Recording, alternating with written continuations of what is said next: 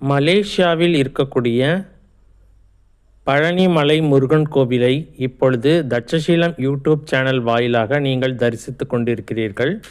எவ்வளவு அழகாக அலங்காரம் செய்திருக்கிறார்கள் பாருங்கள். இது கந்தசஷ்டி விழாவுக்காக பிரத்யேகமாக செய்யப்பட்ட அலங்காரம்.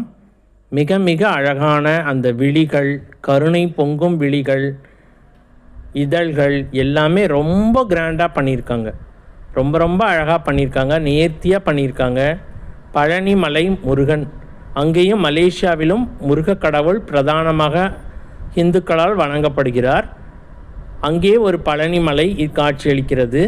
அந்த மலையில் அமர்ந்திருக்கும் முருகன் சிலையைத்தான் நீங்கள் இப்பொழுது தட்சசீலம் யூடியூப் சேனல் வாயிலாக தரிசித்து கொண்டிருக்கிறீர்கள்.